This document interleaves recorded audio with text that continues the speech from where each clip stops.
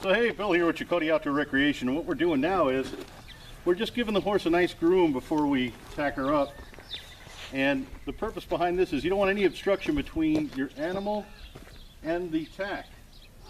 And so when you brush, you want to brush with the grain of the hair. So if you shave, you know what that is like. You know when you're going against the grain and with the grain. Well, horse's hair is very similar to your hair, except it grows in a pattern. And you can see a change on the animal, like see how the hair on the rump is going that way, and the hair in the middle is going this way, and you've got to kind of follow that grain pattern as you brush. And anywhere there's going to be tack applied, you want to make sure that you've got a good clean working surface, and that there's no debris between the tack and the animal, because as they sweat, all that it becomes an irritant. And when you put your girth on, you got to remember that girth is going to be underneath here. A lot of people forget to groom underneath here, and they forget to groom the chest, where the chest collar is going to be, or the breast collar. So always make sure you brush those areas out before you tack up.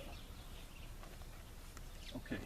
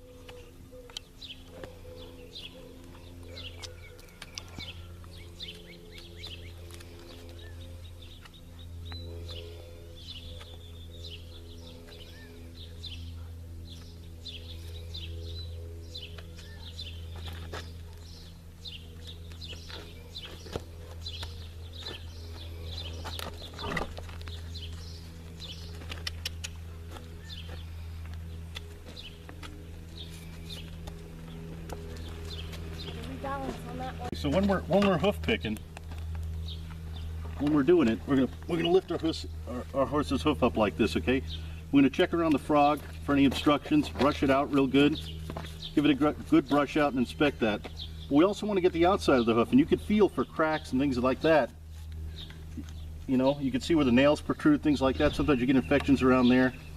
But you want to check the hoof out really good. Give it a good check. And if you're watching this video and you want a good recipe for a hoof dressing, go ahead and put something in the comment section. I'll give you a really good recipe for a hoof dressing.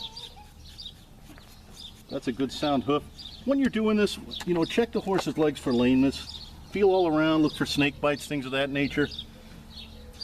This is your pre-inspection. It's like a pre-flight. So like if you were going to take off in an airplane, this is your pre-flight of the animal, okay? This isn't jumping in a car and starting it. You're saddling up a living being, and so you want to check it out pretty good. Saddle on. And then you want to line it out with their backbone, and you can look in the back, you can line it up and it'll be straight. You want to make sure everything's even on each side. You don't want one shorter than the other side. And you want to make sure you can fit it in there. You don't want to have it way back here, or you'll hurt the horse's withers. You always want to keep it up on the withers, so it sits right there. You want to put the saddle on where this part is, because this is where the withers go. You don't want to put it on backwards. And then the saddle. You want me to do? Okay, I'm going to put her saddle on from the right, because when you put a saddle on for like a beginner horse that's never been ridden, all this gets flapped on and it spooks them. So you just put it on this side for now. And then you want to fit it where you have like a couple, you want to have a couple inches back from your saddle pad. I'm just going to get my breast collar out. in the groove.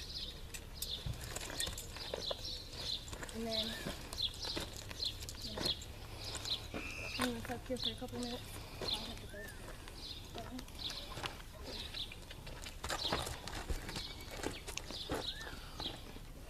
You wanna come over here so you can see how to center that. Okay, next you're gonna get your girth from underneath the horse. And you can just measure it out right here, right where their legs are. And you wanna get here. I have the 2 loops. You wanna go through this loop first. And make sure it's not twisted out.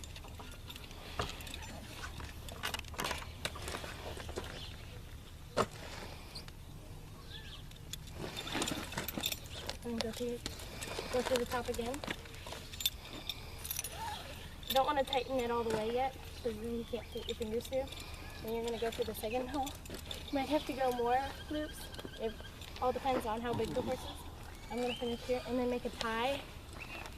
I'm going to go in, around to the other side, and then through. Make it like a tie.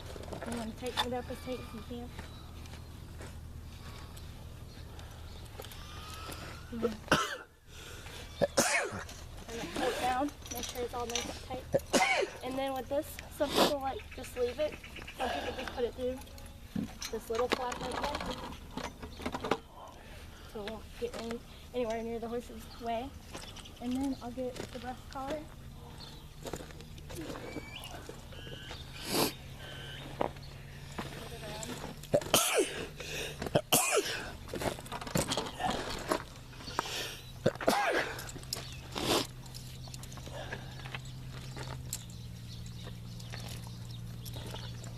Flip it right here. And then clip your buckle on the first loop or the second loop. It all depends on how big the horse's chest is. I'll do the first. And then I have this just to hold up my breast collar so it isn't flopping around down here, just to keep it held. So I'm going to just take off the halter. Make sure your horse doesn't run away. And then go ahead and put your reins over the top to let them know that they're caught. You know they can't run away.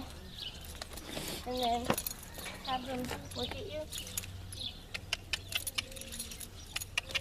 And then put your hand at the top. Hold on, and then you're gonna get your bit and make her open. And if they won't, just put their finger in, your finger in, where they don't have teeth. And then flip it over one ear and then the other. And then buckle or tie underneath their chin, as tight as it will need, maybe for like your fingers to fit.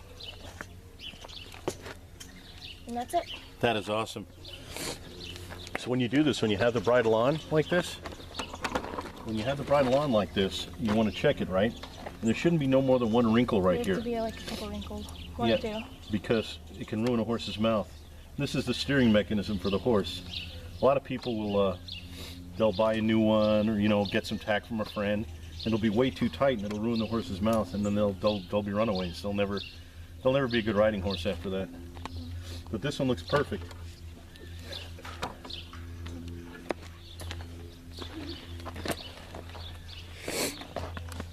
Okay, and that's you want to say anything to the people? Let me get you on camera here. That's how you saddle up a horse. Hold on, wait. Let me have you say that one more time. Hold on. Okay, go ahead. And that's how you saddle up a horse. All right. You want to tell people to vote Republican? And no? All right.